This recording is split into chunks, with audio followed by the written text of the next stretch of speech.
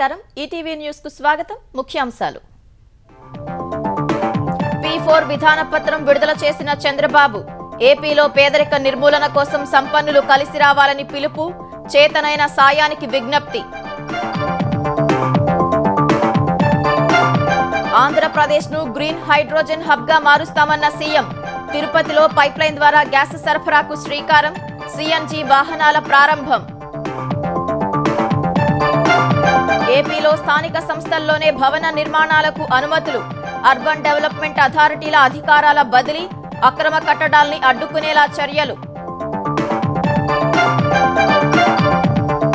Hyderabad metro రైలు విస్తరణకు BJP సహకరించాలన్న Revanth Reddy కేంద్రం ఆమోదించేలా చూడాలని విజ్ఞప్తి అభివృద్ధికి కలిసి రావాలని సూచన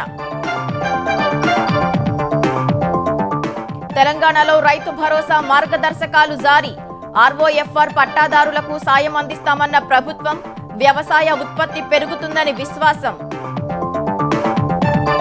తెలుగు రాష్ట్రాల్లో మొదలైన సంక్రాంతి సందడి సొంతూళ్లకు వెళ్లే వారితో కిక్కిరిసిన ప్రయాణ ప్రాంగణాలు పంతంగి టోల్ గేట్ వద్ద కొనసాగుతున్న రద్దీ ప్రయాగ్రాజ్లో మహాకుంభమేళాకు సర్వం సిద్ధం రేపు తెల్లవారుజాము నుంచి పుణ్య స్నానాలు కట్టుదిట్టమైన భద్రతా ఏర్పాట్లు చేసిన ఉత్తరప్రదేశ్ ప్రభుత్వం మార్చి 23 నుంచి ఐపీఎల్ 18వ సీజన్ మే 25న ఫైనల్ జరుగుతుందన్న రాజీవ్ శుక్లా త్వరలో పూర్తి స్థాయి షెడ్యూల్ ప్రకటిస్తామని వెల్లడి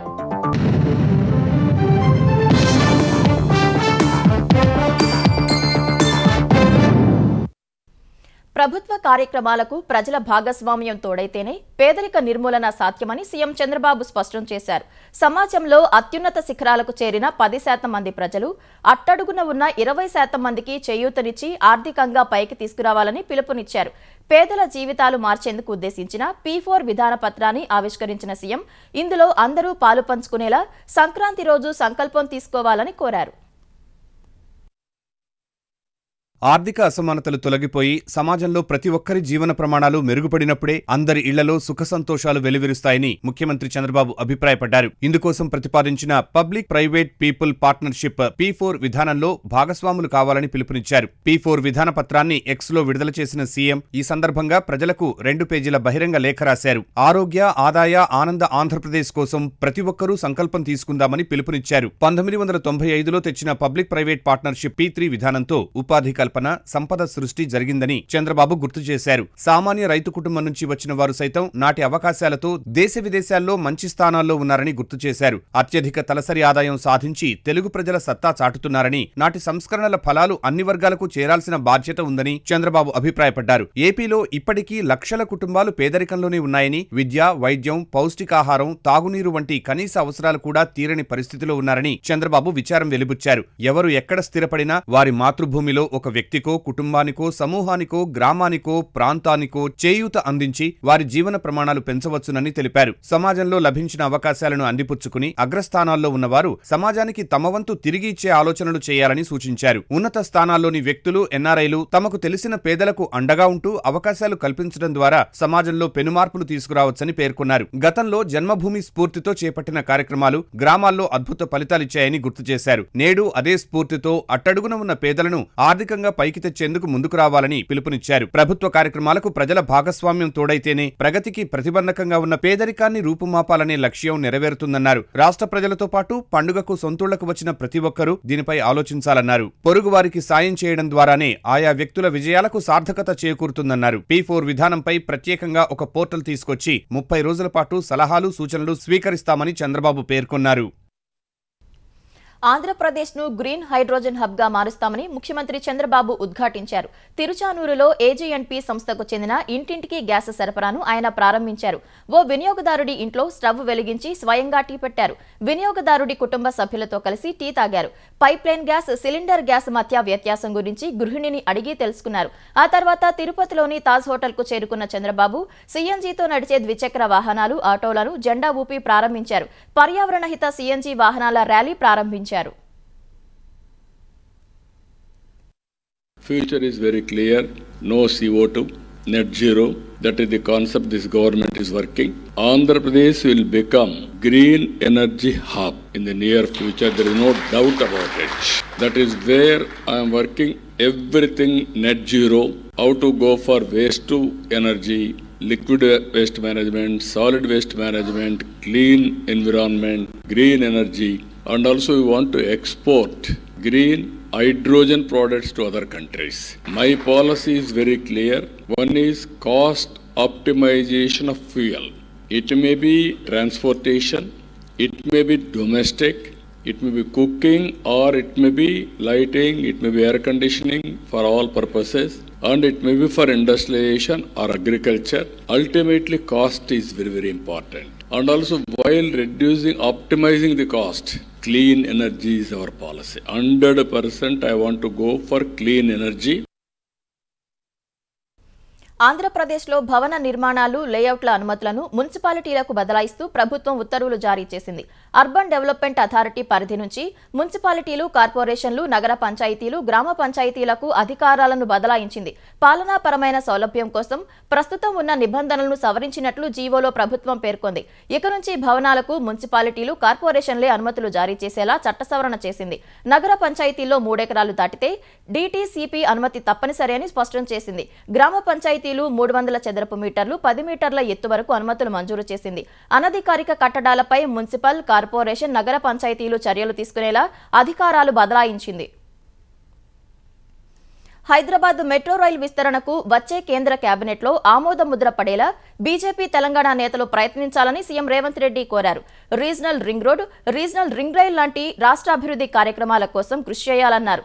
తమ్మిడిహెట్టి వద్ద బ్యారేజ్ నిర్మాణం కోసం మహారాష్ట్రలో అవసరమయ్యే భూసేకరణ పూర్తయ్యేలా సహకరించాలని మాజీ గవర్నర్ విద్యాసాగర్ రావుకు విజ్ఞప్తి చేశారు. విద్యార్థి దశలో రాజకీయాలను ప్రోత్సహించాల్సిన అవసరం ఉందని విద్యాసాగర్ రావు రచించిన పుస్తకావిష్కరణ సభలో స్పష్టం చేశారు.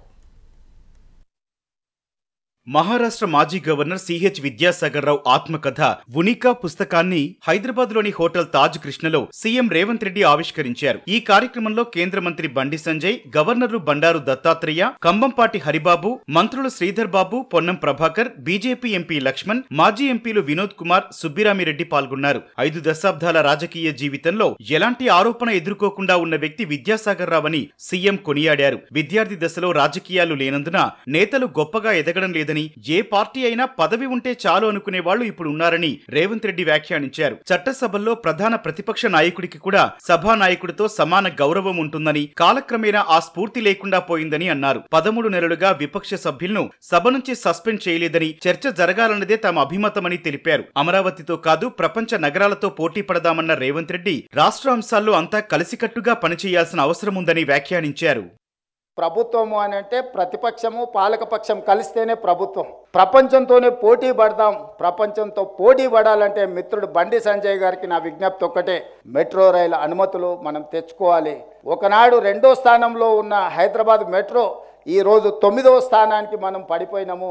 ఈ 9వ స్థానం నుంచి మనం ముందుకు రావాలి అంటే పెద్దలు వినోద్ కుమార్ గారైనా, నేనైనా, బండి సంజయ్ గారైనా మెట్రో విస్తరణ కోసం, రీజనల్ రింగ్ రోడ్ కోసం, రీజనల్ రైల్వే లైన్ కోసం, అదేవిధంగా డ్రై పోర్ట్ కోసం, డెడికేటెడ్ గ్రీన్ఫీల్డ్ హైవేతో పాటు రైల్వే లైన్, బందర్ పోర్ట్ కోసం, ఈ తెలంగాణ అభివృద్ధి కోసం మనందరం కలిసికట్టుగా పనిచేయాలి. గోదావరి జలాల సద్వినియోగం కోసం విద్యాసాగర్ రావు సహకారం అవసరమని సీఎం రేవంత్ రెడ్డి వివరించారు. ఈరోజు ఆ గోదావరి జలాలను ఆ రకంగా వినియోగించుకోవాలి అని అంటే సాగర్జీ అనుభవం, సాగర్జీ పరిచయం ఈరోజు తెలంగాణ రాష్ట్రానికి అవసరం ఉన్నది. వారు మహారాష్ట్ర గవర్నర్గా సేవలు అందించారు. ఫడ్నవీస్ గారు ముఖ్యమంత్రిగా ఉన్నప్పుడు వారు ఖచ్చితంగా వారితో మాట్లాడి తుమ్మిడిహెట్టి దగ్గర మనకు అవసరమైన భూసేకరణ మహారాష్ట్ర ప్రాంతంలో ఏదైతే ఉన్నదో ఆ భూసేకరణకు వారి సహకారం తప్పకుండా తీసుకుంటాం. నాకు ఎలాంటి భేషజాలు లేవు. తెలంగాణ రాష్ట్ర అభివృద్ధిలో భాగంగా ఎవరి సహకారాన్ని తీసుకుంటాను, ఎవరినైనా నేను కలుస్తాను. ఎన్నికలు వచ్చినప్పుడే నా పరంగా రాజకీయాలు, ఎన్నికల తర్వాత తెలంగాణ రాష్ట్ర అభివృద్ధి లక్ష్యంగా అందరి అనుభవాన్ని మనం తీసుకుంటే ఈ తెలంగాణ రాష్ట్రానికి ఎంతో మేలు జరుగుతుంది. తెలంగాణ బిల్లు సమయంలో తెర వెనుక కీలక పాత్ర పోషించిన పెద్దల్లో విద్యాసాగర్ రావు ఒకరిని మంత్రులు శ్రీధర్ బాబు, పొన్నం ప్రభాకర్, బీఆర్ఎస్ నేత వినోద్ కుమార్ గుర్తు చేసుకున్నారు. మారుతోన్న రాజకీయ పరిణామాల్లో వ్యక్తిగతంగా కాకుండా సిద్ధాంతపరంగా ముందుకు వెళ్లాల్సిన అవసరం ఉందని శ్రీధర్ బాబు అన్నారు. బీజేపీలో తెలంగాణ వాదం ఎత్తుకున్న వ్యక్తి విద్యాసాగర్ రావు అని కేంద్ర మంత్రి బండి సంజయ్ తెలిపారు. భారతీయ జనతా పార్టీలో ఈ తెలంగాణ వాదాన్ని తీసుకోవడానికి గొప్ప వ్యక్తి విద్యాసాగర్ గారు. ఈ రోజు 17th సెప్టెంబర్ తెలంగాణ రాష్ట్రానికి స్వాతంత్రం వచ్చిందంటే 1948 17th సెప్టెంబర్ అని చెప్పి ఈరోజు చెప్పుకుంటున్నామంటే నిజంగా తెలంగాణ విమోచన దినోత్సవం అంటేనే విద్యాసాగర్ గుర్తొస్తారు.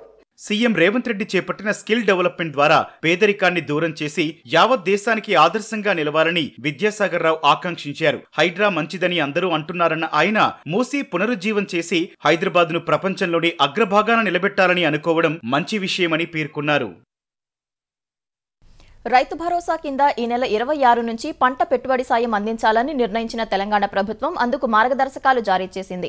రైతు భరోసా పథకం 2025 మార్గదర్శకాలతో కూడిన ఉత్తర్వులను తెలుగులో ఇచ్చింది. రైతులకు పంట పెట్టుబడి సాయాన్ని అందించడం ద్వారా వ్యవసాయ ఉత్పాదకత పెంచడం, ఆర్థిక స్థిరత్వాన్ని కల్పించడంతో పాటు ఆధునిక పద్ధతులు ఆచరించేందుకు అవసరమైన వనరులను సేకరించడానికి వీలు కల్పించవచ్చని ప్రభుత్వం తెలిపింది. గ్రామీణాభివృద్ధి, ఆహార భద్రతకు తోడ్పడటంతో పాటు గ్రామీణ ఆర్థిక వ్యవస్థను బలోపేతం చేస్తుందని పేర్కొంది. ఈ నెల 26 నుంచి రైతు భరోసా పథకాన్ని అమలు చేయాలని నిర్ణయించినట్లు తెలిపిన ప్రభుత్వం పంట పెట్టుబడి సాయాన్ని ఏడాదికి ఎకరాకు 12,000కు పెంచినట్లు తెలిపింది. ధరణి పోర్టల్లో నమోదైన వ్యవసాయ యోగ్యమైన భూ విస్తీర్ణం ఆధారంగా పట్టాదారులకు రైతు భరోసా సాయం అందించాలని ఉత్తర్వుల్లో పేర్కొంది. వ్యవసాయ యోగ్యం కాని భూములను రైతు భరోసా నుంచి తొలగించాలని స్పష్టం చేసింది. అటవీ హక్కుల చట్టం ROFR పట్టాదారులు కూడా రైతు భరోసాకు అర్హులని తెలిపింది. భరోసా సాయాన్ని రైతుల బ్యాంకు ఖాతాల్లో జమ చేయాలని ఆదేశించింది. జిల్లాల్లో పథకం అమలు, ఫిర్యాదుల పరిష్కారానికి ఆయా జిల్లాల కలెక్టర్లు బాధ్యులుగా ఉంటారని ఉత్తర్వుల్లో స్పష్టం చేసింది.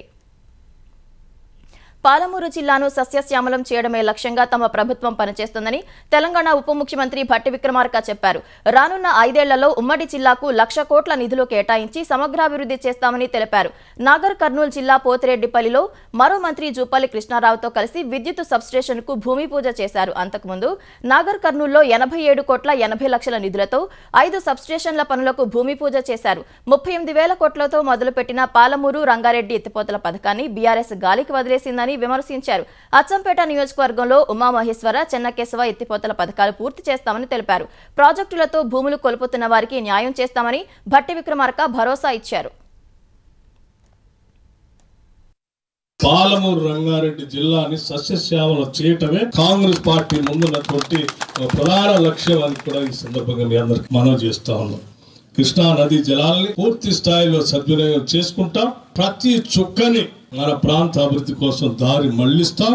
దానికోసం 1,000 కోట్ల రూపాయలు ఖర్చైనా వెనకాడేది లేదని చెప్పి చాలా స్పష్టంగా మీ అందరికీ నేను మనవి చేస్తా ఉన్నాను. భువనగిరిలోని బీఆర్ఎస్ పార్టీ కార్యాలయంపై కాంగ్రెస్ కార్యకర్తల దాడిని నిరసిస్తూ బీఆర్ఎస్ ఉమ్మడి నల్గొండ జిల్లా నేతలు చేపట్టిన ఆందోళనలు ఉద్రిక్తతలకు దారితీశాయి. భువనగిరిలో ఆందోళనకు బయలుదేరిన మాజీ ఎమ్మెల్యేలు ఫైళ్ల శేఖర్ రెడ్డి, కుసుకుంట్ల ప్రభాకర్ రెడ్డిని పోలీసులు అడ్డుకున్నారు. నాయకుల అడ్డగింతకు నిరసనగా పార్టీ కార్యకర్తలు రోడ్డుపై బైఠాయించి ఆందోళన చేపట్టారు. ఈ క్రమంలో పోలీసులు నాయకులకు మధ్య తోపులాట జరిగి ఉద్రిక్తతకు దారితీసింది. బీఆర్ఎస్ కార్యకర్తలు ప్రభుత్వానికి వ్యతిరేకంగా నినాదాలు చేశారు. కార్యకర్తల నిరసనల మధ్య శేఖర్ రెడ్డిని అరెస్టు చేసి పోలీస్ స్టేషన్ కు తరలించారు. మరోవైపు యాదగిరిగుట్ట, తుర్కపల్లి పోలీస్ స్టేషన్ల పరిధిలో గులాబీ నాయకులను ముందస్తు అరెస్టు చేశారు. బీఆర్ఎస్ కార్యాలయంపై దాడిని నిరసిస్తూ ధర్నాకు దిగుతారన్న సమాచారంతో డీసీసీబీ మాజీ చైర్మన్ గొంగిడి మహేందర్ రెడ్డిని పోలీసులు హౌస్ అరెస్ట్ చేశారు. తెలంగాణలో దాడులు శృతిమించుతున్నందున రాష్ట్రపతి పాలన పెట్టాలని మాజీ మంత్రి హరీష్ రావు డిమాండ్ చేశారు.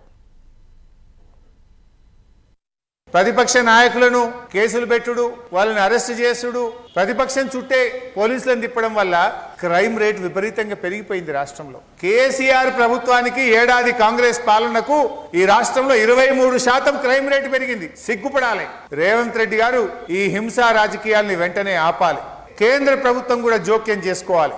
ఈ రాష్ట్రంలో బీజేపీ కార్యాలయం మీద దాడి, బీఆర్ఎస్ కార్యాలయం మీద దాడి, ఎమ్మెల్యేల ఇండ్ల మీద దాడులు జరుగుతూ ఉంటే అవసరమైతే ఈ రాష్ట్రంలో రాష్ట్రపతి పాలన పెట్టి కేంద్ర ప్రభుత్వం కఠినమైన చర్యలు తీసుకోవాలని చెప్పి కూడా మేము ఈరోజు డిమాండ్ చేస్తా ఉన్నాం. ప్రపంచంలోనే అతిపెద్ద ఆధ్యాత్మిక కార్యక్రమం మహాకుంభమేళాకు సర్వం సిద్ధమైంది.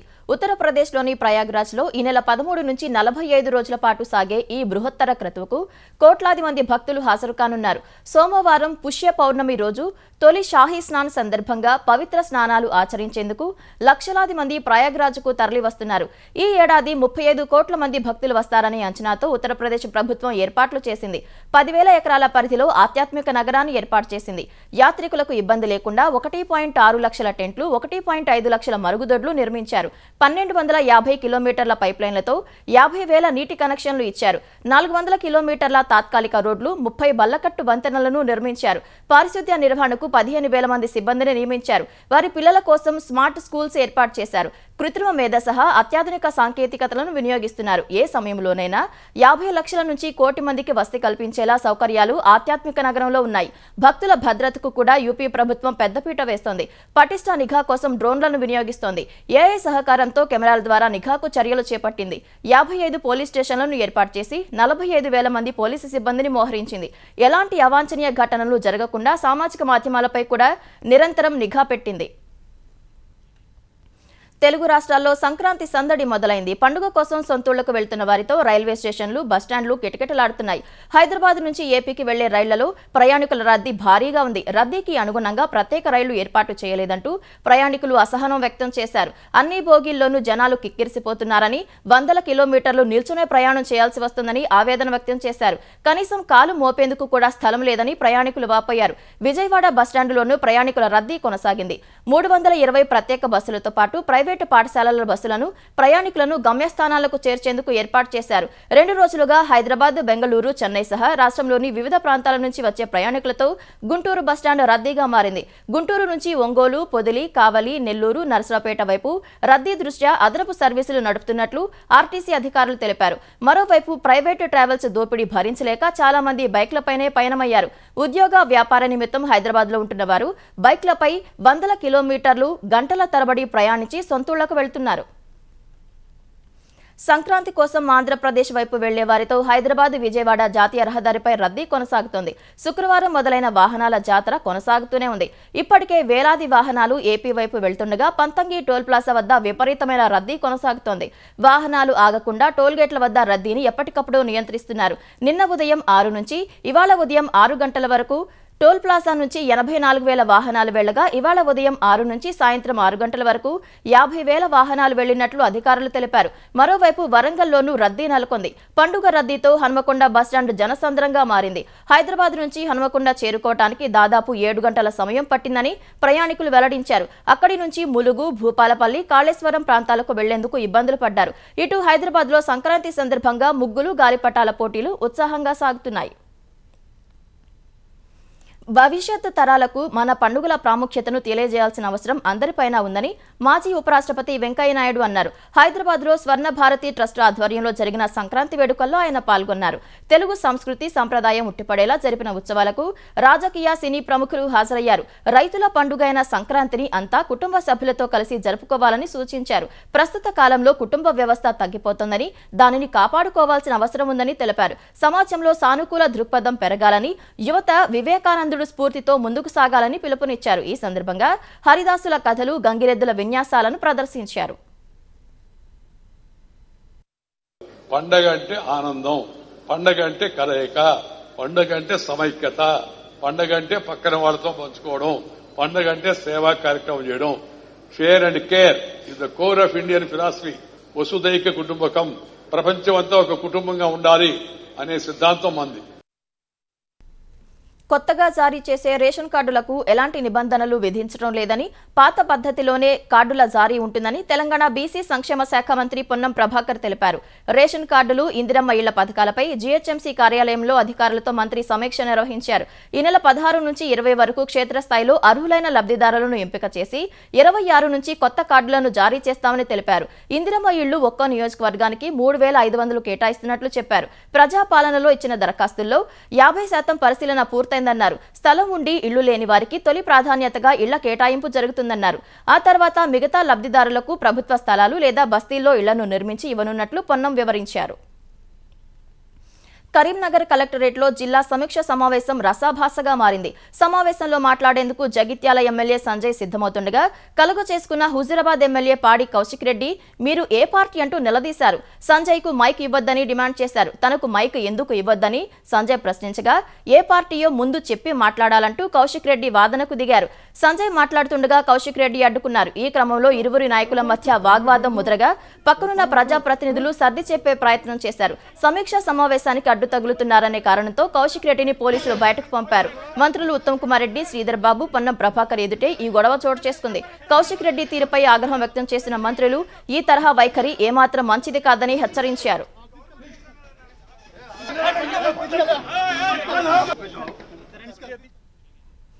తిరుమల శ్రీవారి పరకామణిలో 100 కోట్ల కుంభకోణం వార్తలు మరవక ముందే మరో ఘటన చోటు చేసుకుంది. పరకామణిలో బంగారం చోరీ చేసిన ఓ కాంట్రాక్టు ఉద్యోగి పట్టుబడ్డాడు.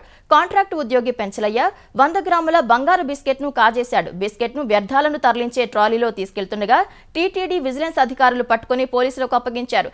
తిరుపతిలోని మారుతినగర్ కు చెందిన పెంచలయ్య యూనియన్ బ్యాంక్ ఆఫ్ ఇండియాలో కాంట్రాక్టు ఉద్యోగిగా పనిచేస్తున్నట్లు పోలీసులు గుర్తించారు.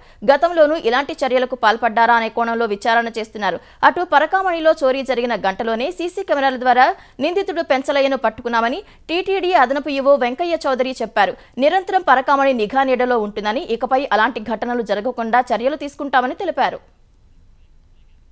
యువతకు ఉన్న సామర్థ్యాలు దేశం అభివృద్ధి చెందడానికి శక్తినిస్తాయని ప్రధాని నరేంద్ర మోదీ అన్నారు. అభివృద్ధి చెందిన దేశంగా భారత్ అవతరించాలన్న లక్ష్యం కొంతమందికి కష్టంగా అనిపించినా అసాధ్యం మాత్రం కాదన్నారు. ఢిల్లీలో జరిగిన Viksit Bharat young leaders dialogue కార్యక్రమంలో పాల్గొన్న ప్రధాని యువశక్తిస్ విజన్ ఫర్ వికసిత్ భారత్ అనే పుస్తకాన్ని ఆవిష్కరించారు. దేశం ప్రగతి పథంలో దూసుకెళ్లాలంటే పెద్ద లక్ష్యాలను పెట్టుకోవాల్సిన అవసరం ఉందని ప్రధాని తెలిపారు. లక్ష్యాల సాధనకు పౌరుల భాగస్వామ్యంతో పాటు సహకారం అవసరమని ప్రధాని పేర్కొన్నారు. వికసిత్ భారత్ కలను యువత సాకారం చేస్తారనే నమ్మకం తనకుందని ఈ సందర్భంగా మోదీ విశ్వాసం వ్యక్తం చేశారు. ఛత్తీస్గఢ్లోని బీజాపూర్ జిల్లాలో జరిగిన ఎన్కౌంటర్లో 5గురు మావోయిస్టులు మృతి చెందారు. మద్దేడు పోలీస్ స్టేషన్ పరిధిలోని బందిపార కోరంజోడు అటవీ ప్రాంతంలో జిల్లా రిజర్వ్ గార్డు దళం ప్రత్యేక టాస్క్ ఫోర్స్ సిబ్బంది సంయుక్త కూంబింగ్ ఆపరేషన్ నిర్వహిస్తుండగా మావోయిస్టులు తారసపడ్డారు. ఈ క్రమంలో భద్రతా బలగాలు మావోయిస్టులకు మధ్య ఎదురుకాల్పులు జరిగాయని బస్తర్ రేంజ్ ఐజీ సుందరరాజు తెలిపారు. ఎన్కౌంటర్ తర్వాత ఘటనా స్థలంలో 5 మృతదేహాలతో పాటు ఆయుధాలను స్వాధీనం చేసుకున్నామని వెల్లడించారు. జంట ఉపగ్రహాలను భూకక్షలో అనుసంధానం చేయడమే లక్ష్యంగా స్పేస్ డాకింగ్ ప్రయోగం చేపట్టిన ఇస్రో ట్రయల్స్ లో భాగంగా 2 ఉపగ్రహాలను 3 మీటర్ల చేరువకు తీసుకొచ్చింది. ఆ తర్వాత ఉపగ్రహాలు తిరిగి పూర్వపు స్థితికి చేరుకున్నాయి. ఈ డేటాను విశ్లేషించడం ద్వారా ఉపగ్రహాల అనుసంధాన ప్రక్రియ అయిన డాకింగ్ ను ఎప్పుడు చేపట్టాలో ఇస్రో నిర్ణయించనుంది. సాంకేతిక కారణాలతో ఇప్పటికే ఈ అనుసంధాన ప్రక్రియ 2 సార్లు వాయిదా పడింది. ఈ ఉపగ్రహాలను ఇస్రో గత ఏడాది డిసెంబర్ 30న నింగిలోకి పంపింది. ఐపీఎల్ 18వ సీజన్ మార్చి 23న మొదలవుతుందని బీసీసీఐ ఉపాధ్యక్షుడు రాజీవ్ శుక్లా వెల్లడించారు. మే 25న ఫైనల్ మ్యాచ్ ఉంటుందని తెలిపారు. ముంబైలో జరిగిన బీసీసీఐ ప్రత్యేక సాధారణ సమావేశం అనంతరం ఆయన ఈ మేరకు వెల్లడించారు. పూర్తిస్థాయి షెడ్యూల్ను త్వరలో ప్రకటిస్తామని చెప్పిన రాజీవ్ శుక్లా మహిళల ప్రీమియర్ లీగ్కు సంబంధించి వేదికల ఖరారు తుది దశకు చేరుకుందన్నారు. ఛాంపియన్స్ ట్రోఫీకి సంబంధించి ఈ నెల 18 లేదా 19న జరిగే సమావేశంలో చర్చించి జట్టును ప్రకటిస్తామని తెలిపారు.